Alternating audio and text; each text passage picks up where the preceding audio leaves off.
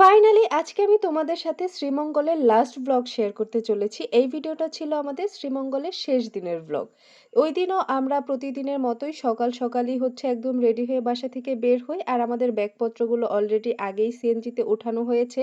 কারণ আজকেই আমরা শ্রীমঙ্গল থেকে ব্যাক করব নড়াইলে। আর আমাদের ট্রেনের টিকিট কাটা হয়েছিল 4:30টার। আর লাস্ট রাতটা আমরা এই বাসাতেই ছিলাম। এটা ছিল একটা ফ্ল্যাটের মতো বাসা। বিশেষ করে ফরেনাররা আসলে এইসব বাসাগুলোতে ওরা থাকে।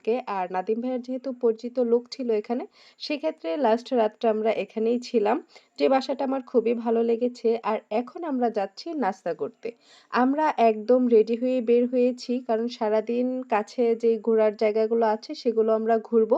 তারপর আমাদের ট্রেনের টিকিট হচ্ছে 4:30টায়। 4:30টার ট্রেনে আমরা ঢাকা ব্যাক করব। যদিও আমাদের ইচ্ছে ছিল যে আমরা সকালের গাড়িতেই ঢাকা ব্যাক করব, তারপর ওখান থেকে আমরা নড়াইলে যাব। কিন্তু আমরা কেউই হচ্ছে বাসে যেতে চাচ্ছিলাম না।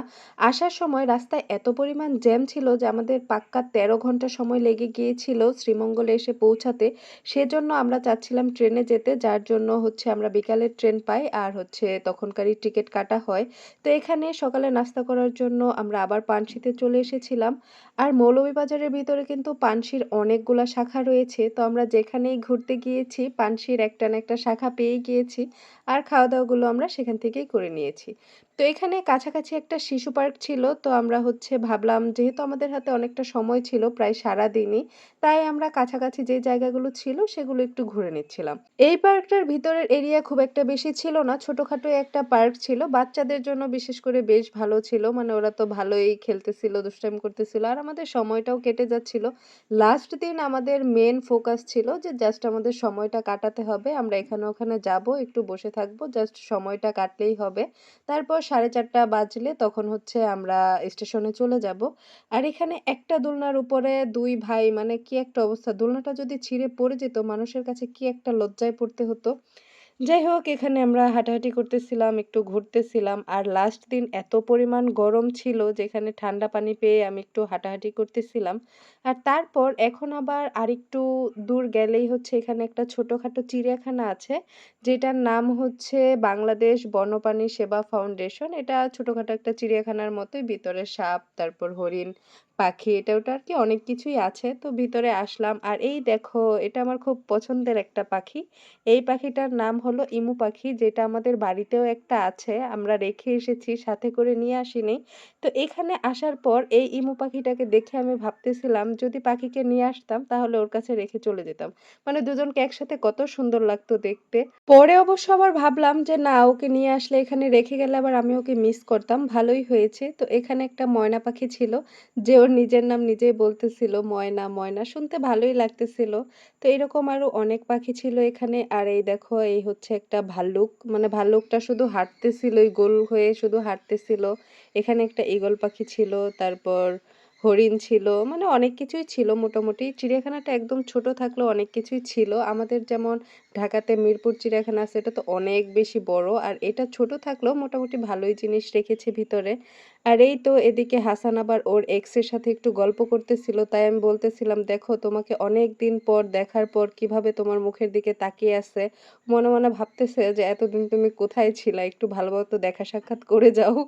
তারপর এখানে হচ্ছে ওর নাম যেন কি, সারা শরীরে কাটা কাটা ছিল। আর এই তো এত পরিমাণ গরম ছিল, আমরা এখান থেকে একটু হাত মুখ ধুয়ে একটু ফ্রেশ হয়ে নিলাম। আর তারপর আমাদের হাতেও একদম সময় কম ছিল, অলরেডি ৩টা বেজে গিয়েছিল। ভিতরে একটা করমজা গাছও ছিল। তাই নাদিম ভাই আবার হচ্ছে ২টা করমজাই ছিল, ঢিল দিয়ে হচ্ছে পেড়ে নিয়েছে আমাদের জন্য।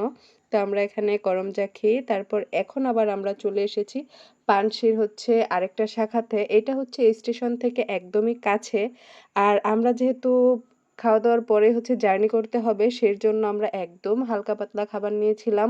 মানে এখানে হচ্ছে সবজি নিয়েছিলাম, তারপর ভর্তা নিয়েছিলাম, আর ডাউল নিয়েছিলাম। এই দিয়ে হচ্ছে আমরা দুপুরে খাওয়া-দাওয়া করে তারপর একদম স্টেশনে চলে আসি। এখানে আসার পর তো আমাদের মনটা আরো বেশি খারাপ হয়ে যায়, কারণ আমাদেরকে বলা হয়েছিল যে আমাদের ট্রেন হচ্ছে 4:30টায়। সেখানে আমরা স্টেশনে আসার পর জানতে পারি যে ট্রেন হচ্ছে 6:30টায়। মানে ২ ঘন্টা আমাদেরকে এখানে ওয়েট করতে হবে।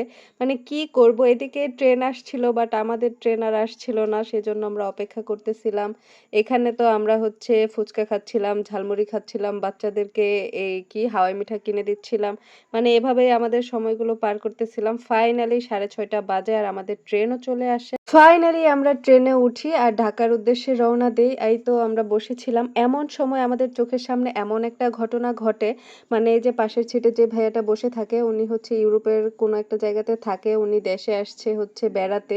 তো এইখানে এসে উনি এখন শ্রীমঙ্গলের এখান থেকে ঢাকা যাচ্ছিল, হজ করতে যাবে। আর ট্রেন থেকে হচ্ছে উনার হাত থেকে 16 Pro Max টা নিয়ে চলে যায়, যেটা দেখে খুবই খারাপ লাগতেছিল। আর আমি আজকে ঠিক করেই রেখেছিলাম যে শ্রীমঙ্গলের ভ্লগ আজকে আমি শেষ করেই ছাড়বো। সেই ভিডিও যেই কয় মিনিটেরই হোক না কেন। কারণ প্রায় ১ মাস হয়ে গেছে আমরা শ্রীমঙ্গল থেকে ঘুরে আসছি। এখন পর্যন্ত আমি শ্রীমঙ্গলের ভ্লগগুলাই সবগুলো আপলোড করতে পারি নাই। যাই হোক শ্রীমঙ্গলের ভ্লগ এখানেই শেষ আর আজকের ভিডিওটাও শেষ। আল্লাহ হাফেজ।